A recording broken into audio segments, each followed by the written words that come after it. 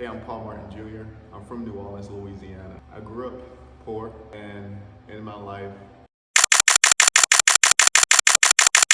I had a lot of different transitions, to say the least. Early on in my life, I was actually a little kid growing up in New Orleans. And for those of you who don't know about New Orleans, there's only two type of people that's in New Orleans. There's wolves and there's sheeps. And there's no room for anything in between in the part where I'm from, when I was living in New Orleans. So early on in my life, I was actually picked on as a little kid. You know, my parents used to dress me up in these real high pants, and I had like glasses, and I had like a rat tail back then when a rat tail was a thing. Actually, I don't have many pictures of my childhood because of Hurricane Katrina, which I'll get into here shortly, but I was able to scavenge a couple of pictures, and this is one of them.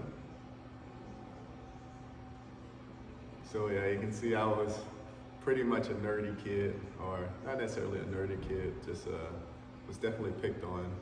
And what ended up happening, what made me kind of, like I said, become a wolf, because it's only you, a sheep or a wolf in New Orleans.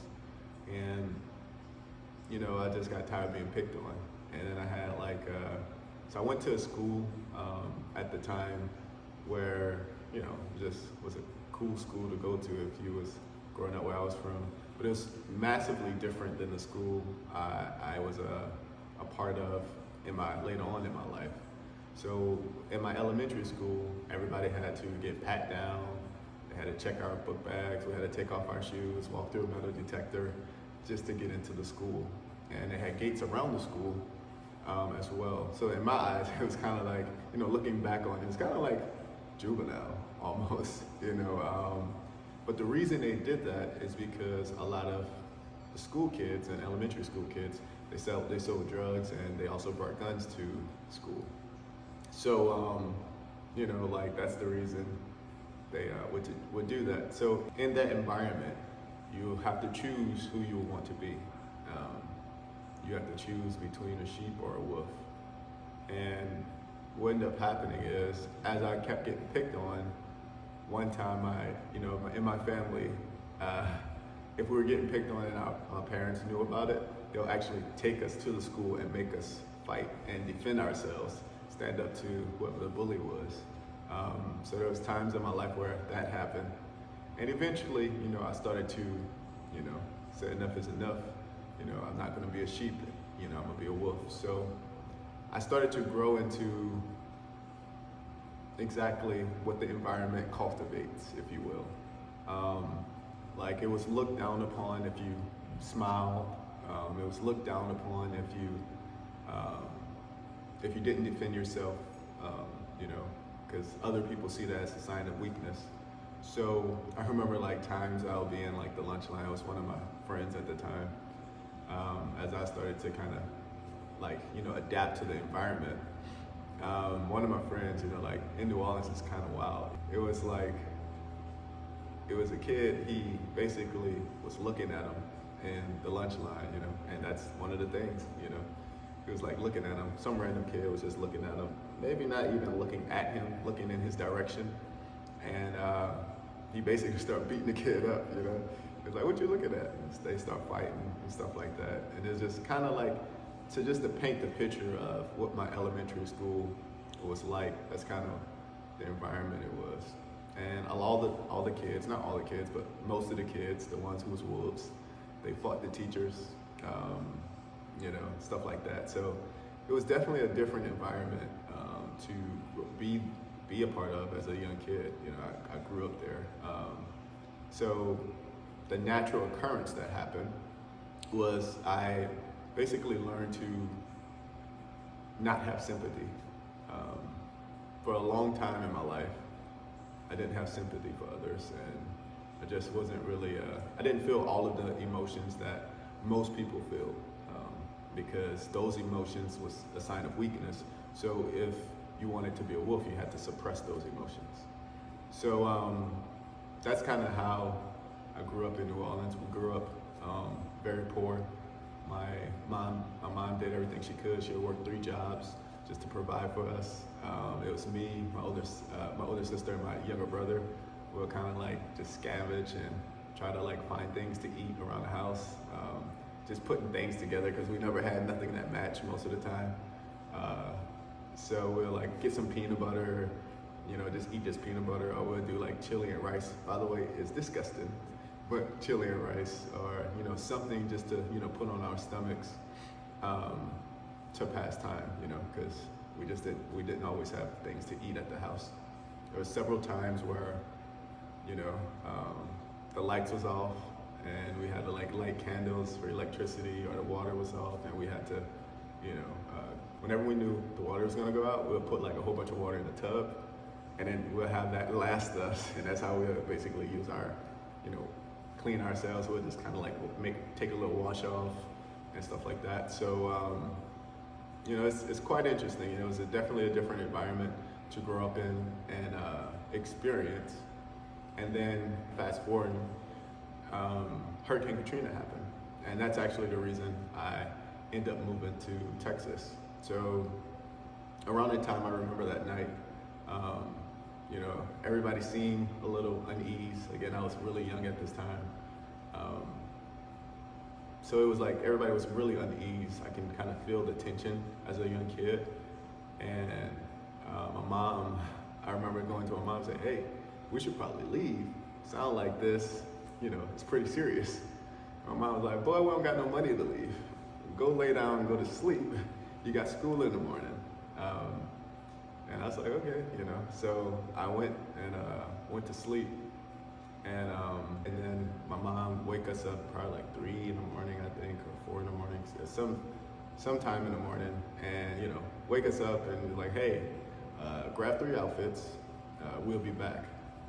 Little did we know, obviously we wouldn't be back, but at that time she was like, grab 3 outfits, we'll be back. So what ended up happening is my family, my uncles and cousins and aunties, they kind of put together some money to give to my mom so we can all leave New Orleans together, because my family was leaving. So we all kind of got in our cars and we drove to Arkansas. Arkansas is a place where we usually go to ride out some of the hurricanes because it was close by, and we have family out there. So we'll live with some family, ride it out, and then come back. So what ended up happening is, on our way to Arkansas, we stopped at a hotel. It was me and all of my family, so my cousins, uncles, aunties, right? Mom, brother, we all in there. We kind of, watching the news, and we was doing a lot of that at this time because, my family was trying to see when are we going to come back to New Orleans. When can we start driving back to New Orleans, if you will? And I remember it like it was yesterday. Breaking news had flashed across the screen, and it stated, the levees have broken. New Orleans is now underwater.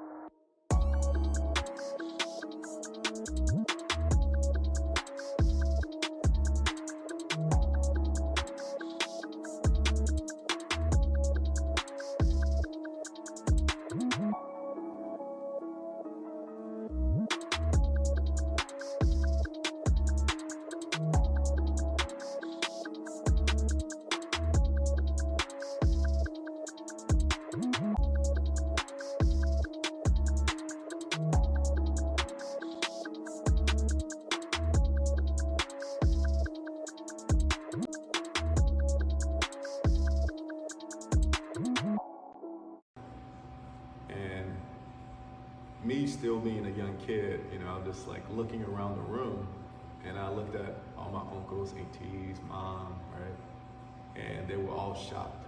They were stunned at what was happening. They were seeing their city underwater. And what's interesting about that is that shocked face slowly turned to worry, because the reality is they were thinking like, well, like, what do I do now? Right? Like, I just lost everything. And I'm over here thinking to myself, like, man, I only brought 3 outfits, like that's all I have.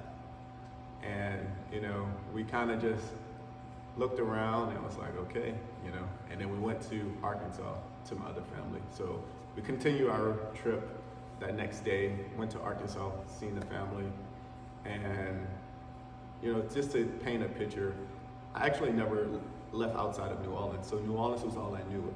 Like went to Arkansas, we went to Mississippi to do the Mississippi River thing, and that was it. I didn't know anything outside of those places. So New Orleans was my own little bubble. It was the only thing I knew. So it was just like what I dreamed of being at that time. I mean, this may sound crazy to people who's not in that environment, but I dreamed at that time, not knowing who El Chapo was, but I was always ambitious because I grew up poor. So I always knew I was going to be extremely well off.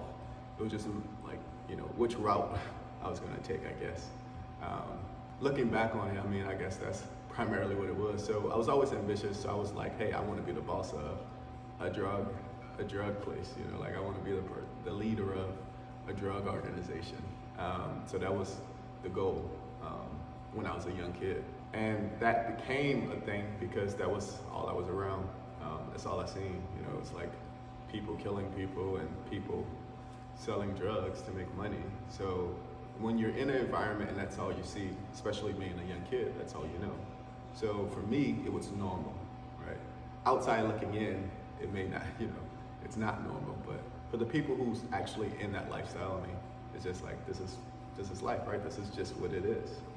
So it was kind of interesting to kind of transition that because I never traveled at all. What ended up happening is my mom was like, hey, you want to live in Arkansas? And I was like, I'm not trying to live in the country. That just was my perspective or perception, if you will. And then one of my uncles, he was a real big Dallas Cowboys fan. And so 50% of the family, we broke up into, some went to Arkansas, some went to, with my uncle, to Texas. And he was like, my mom said, hey, well, in Texas, they have some housing and stuff like that for us due to Hurricane Katrina. We'll just go there. So we end up going to Texas, and I'm like, man, me being naive and me being, ignorant, I just didn't know. So I was like, man, these people probably ride horses, which isn't too far from the truth, but I was just thinking everybody was riding horses and everybody was cowboys and, like, it was just real country, it's like, like just the middle of nowhere. That's what I was thinking, just being naive, I guess. So I was like, man, I ain't gonna like it here. So what ended up happening is, as we got to Texas, I was like, oh, look at all these big old houses. It was the first time, like looking back on my life, this was the first time that I realized that there was more out there in life. Because where I came from was like a whole bunch of small houses. Everybody was like, doing the same things. It was poverty. So driving through Texas, I was like, damn, look at all these big houses. Like, all these houses are huge. So then we end up, getting an apartment.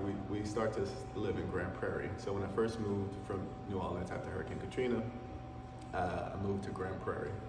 And that experience was really cool. Like, I enjoyed my time in Grand Prairie because me and all my family stood in the same apartments. So like, everybody had their own units, but it was all my cousins, my uncles, my aunties, they was all in their own units. So we all got to play together.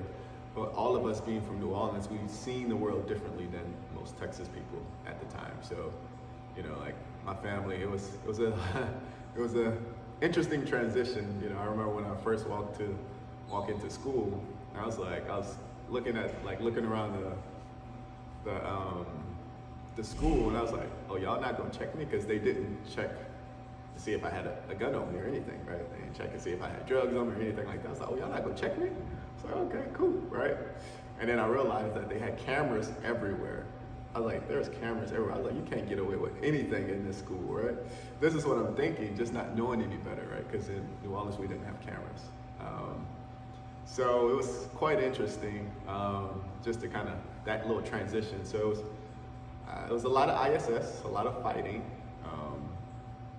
just because, that's what I did in New Orleans. So it was just like, it was just kind of a way of life for me at that time. And so I was always like, skipping class in New Orleans. And, you know, same thing, it was cool. It was cooler in Texas and Grand Prairie because my family was there. So I was like, okay. And then some of my family, they always get into it with other people, try to take their shoes and stuff like that. So it was just a transition that we was making, I guess, because it was our way of life versus, I guess, you know, the mass majority of society way of life, if you will.